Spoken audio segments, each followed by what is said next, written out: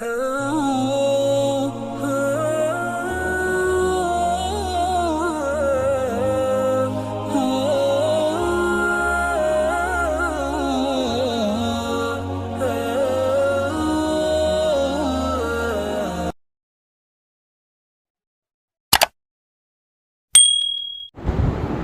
مستغنٍ عن العرش وما دونه محيط بكل شيء وفوقه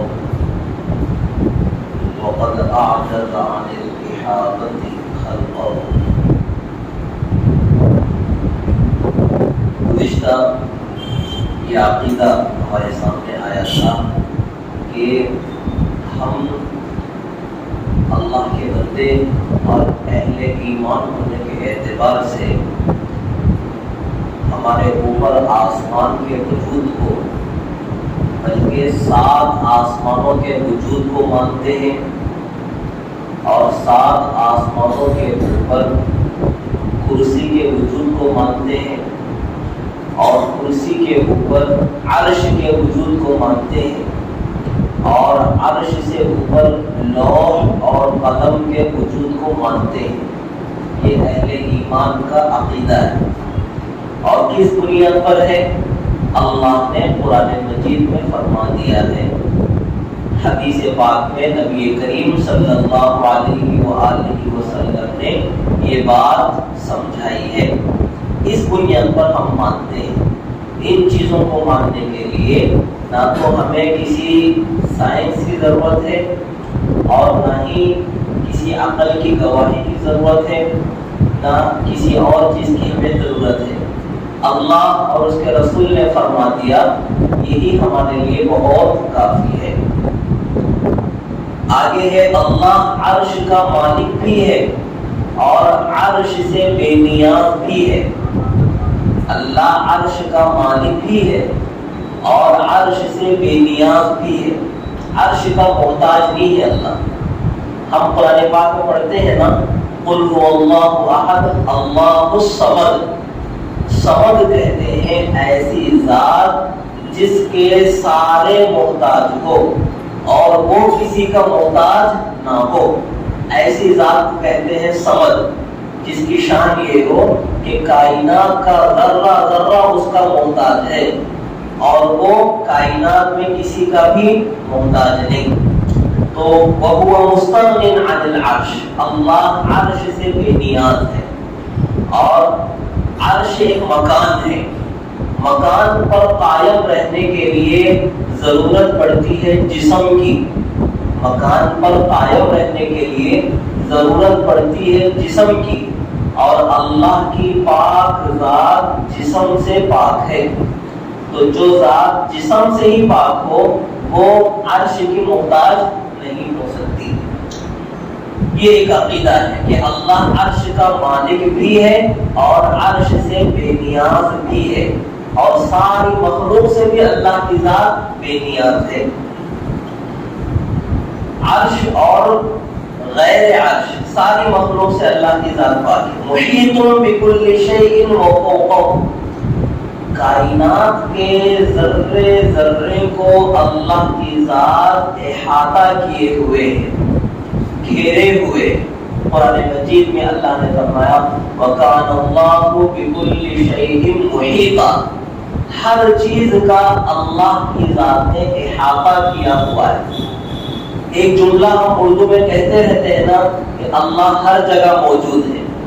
اللہ ہر جگہ موجود ہے، وہ اسی کا ترجمہ ہے. وَكَانَ اللَّهُ بِكُلِّ شَيْءٍ مُحِيطًا. اسی احاطہ ربانی کو بیان کرنے کے لیے کیا کہا جاتا ہے؟ اللہ ہر جگہ موجود ہے.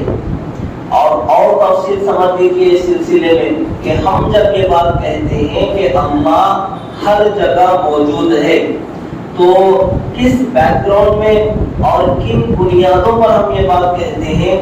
اس کی وجہ یہ ہے کہ اللہ کی پاک ذات جسم سے بھی پاک ہے. اللہ کی پاک ذات جو ہے اعضائے جسم سے بھی پاک ہے. یعنی جس طرح ہاتھ، ناک، آنکھ، کان، یہ پارٹس آف دی باڈی، جی اعضائے جسم، تو جس طرح ہم انسانوں کا جسم بھی ہے، اعضائے جسم بھی ہے، اللہ کی ذات جسم سے بھی پاک ہے، اعضائے جسم سے بھی پاک ہے۔ اللہ کا ہاتھ ہو، کان ہو، ناک ہو، آنکھ ہو، اللہ ان چیزوں کے محتاج نہیں ہے۔ اور نمبر 3، اللہ لوازمات جسم سے بھی پاک ہے۔ لوازمات جسم کیا ہے؟ جیسے ہمیں بھوک لگتی ہے، یہ جسم کی ضرورت ہے، جسم کی ضرورت ہے۔ پیاس لگتی ہے، جسم کی ضرورت ہے۔ ہمیں خوشی ہوتی ہے، ہمیں غم ہوتا ہے، یہ جسم کی خصوصیتیں۔ اللہ کی ذات ان لوازمات جسم سے بھی پاک ہے۔ اللہ کی ذات جسم سے بھی پاک ہے، اللہ اعضائے جسم سے بھی پاک ہے، اللہ کی ذات لوازمات جسم سے بھی پاک ہے۔ نمبر 4، اللہ کی ذات جگہ سے بھی پاک ہے۔ نمبر 5، اللہ کی ذات جہت سے بھی پاک ہے۔ نمبر 6، اللہ کی ذات کیفیت سے بھی پاک ہے۔ اللہ کی ذات ان ساری چیزوں سے پاک ہے۔ تو کوئی جگہ خاص نہیں ہے اللہ کی ذات کے لیے کہ اللہ یہاں ہے، یہاں نہیں ہے، یہاں ہے، یہاں نہیں ہے۔ جو ذات جگہ سے پاک ہو، اس ذات کو کسی خاص جگہ کے ساتھ ہم کیسے متعین کر سکتے ہیں؟ جگہ سے ہی جو ذات پاک ہو، اس ذات کو کسی خاص مکان کے ساتھ، کسی خاص جگہ کے ساتھ ہم خاص کیسے کر سکتے ہیں؟ تو اللہ کی ذات جگہ سے پاک ہے، اور اللہ کی ذات جہت سے پاک ہے، سمت، ڈائریکشن سے اللہ کی ذات پاک ہے۔ ہم جانتے ہیں کہ ایک ہے مشرق، مغرب، شمال، جنوب، جی، اوپر، نیچے، یہ 6 جہتیں ہوتی ہیں، یا دائیں طرف، بائیں طرف، سامنے، پیچھے، اوپر اور نیچے، یہ 6 سمت اور 6 ڈائریکشن ہوتے ہیں۔ اللہ کی ذات ان سے بھی پاک ہے۔ ان 6 سمتوں کو اللہ کی ذات محیط بھی ہے، گھیرے ہوئے بھی ہے، اور ان سے پاک بھی ہے۔ ایسا نہیں کہا جا سکتا کہ اللہ یہاں ہے، یہاں نہیں ہے، اللہ وہاں ہے، یہاں نہیں ہے، اوپر ہے، نیچے نہیں ہے، سامنے ہے، پیچھے نہیں ہے۔ تو کسی خاص ڈائریکشن، کسی خاص سمت کے ساتھ اللہ کی ذات کو خاص نہیں کیا جا سکتا۔ تو اب پھر سے سمجھیں، اللہ جسم سے بھی پاک ہے، اعضائے جسم سے بھی پاک ہے، لوازمات جسم سے بھی پاک ہے، اللہ جگہ سے بھی پاک ہے، اللہ جو ہے جہتوں سے بھی پاک ہے، اور اللہ کیفیت سے بھی پاک ہے۔ کیفیت سے اللہ کی ذات پاک ہے۔ اب یہ اتنی ساری چیزیں ہیں، ان ساری چیزوں کو ادا کرنے کے لیے ایک عام مفہوم کے طور پر تعبیر کیا استعمال کرتے ہیں؟ اللہ ہر جگہ موجود ہے، بغیر کیفیت کے، بغیر کیفیت کے اللہ ہر جگہ موجود ہے۔ تو اس معنی کو ادا کرنے کے لیے کہ اللہ لامکان ہے، بلا جہت ہے، بلا جسم ہے، اس معنی کو مفہوم ادا کرنے کے لیے یہ تعبیر اپنائی جاتی ہے کہ اللہ ہر جگہ موجود ہے اور کیفیت سے پاک ہے۔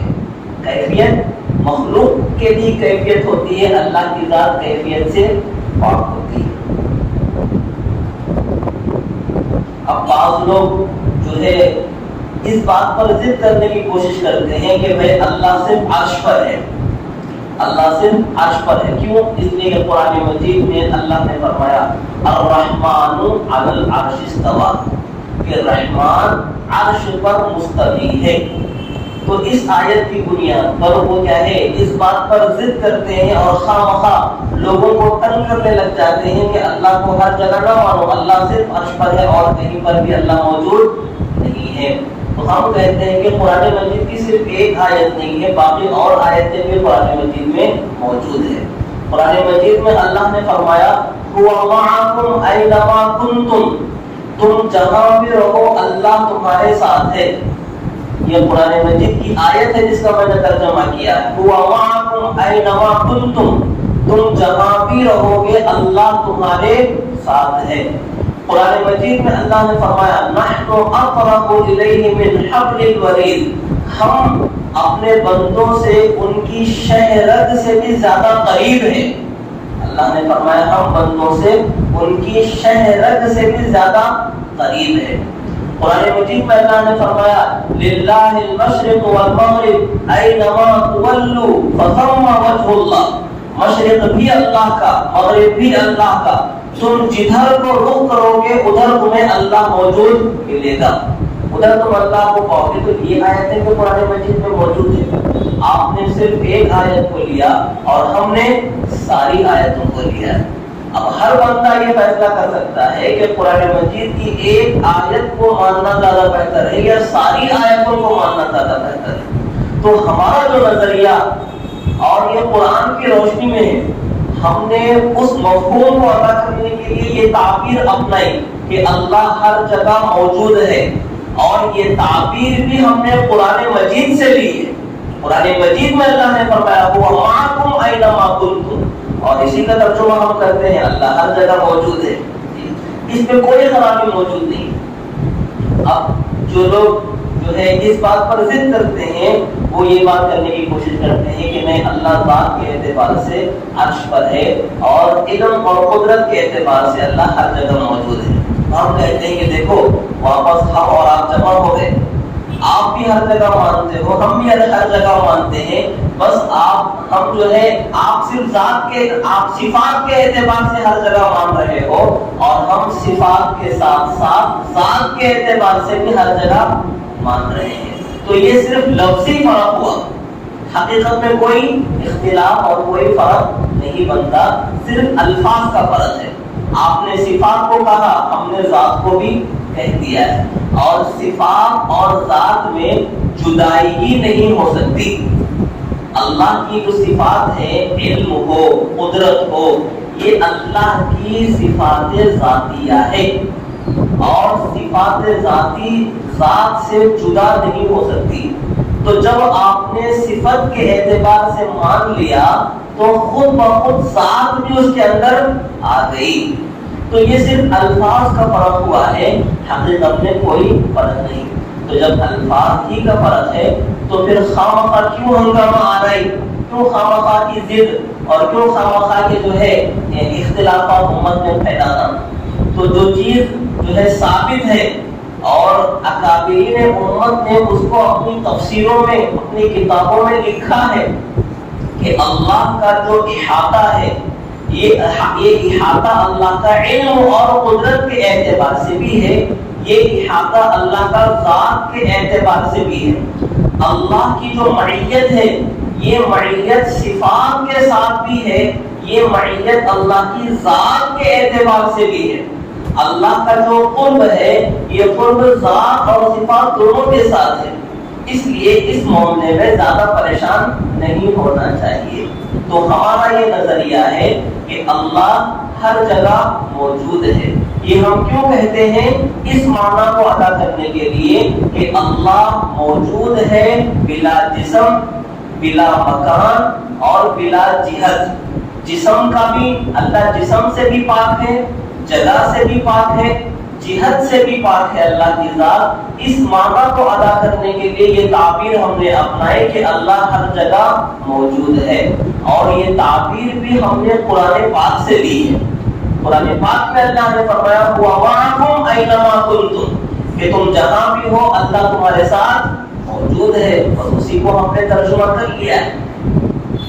وَقَدْ أَعْجَزَ عَنِ الْإِحَاطَةِ خَلْقَهُ، اور اللہ نے مخلوق کو اپنے احاطے سے عاجز کر دیا ہے۔ اللہ تو ساری کائنات کا احاطہ کیے ہوئے، گھیرے ہوئے ہیں کائنات کے ذرے ذرے کو، لیکن اللہ کی ذات کو کوئی احاطے میں نہیں لے سکتا۔ وہ جو ہے غیر محدود ذات ہے، نہ اس کی کوئی ابتدا ہے نہ کوئی انتہا ہے۔ ونقول، آگے کا عقیدہ اور ہمارا اس بات پر ایمان ہے، ان اللہ تعالی اتخذ ابراہیم خلیلا، کہ اللہ نے حضرت ابراہیم کو اپنا خلیل بنایا ہے۔ قرآن مجید میں اللہ نے فرمایا کہ ہم نے ابراہیم کو اپنا خلیل بنایا ہے۔ وَكَلَّمَ مُوسَىٰ تَكْلِيمًا، اور حضرت موسیٰ علیہ السلام سے اللہ نے گفتگو فرمائی ہے۔ حضرت عیسیٰ علیہ السلام، حضرت موسیٰ علیہ السلام جب دل چاہتا ڈائریکٹ اللہ سے بات کیا کرتے تھے، یہ مقام اللہ نے حضرت موسیٰ علیہ السلام کو عطا فرمایا تھا. تو اللہ نے حضرت ابراہیم علیہ السلام کو اپنا خلیل بنایا.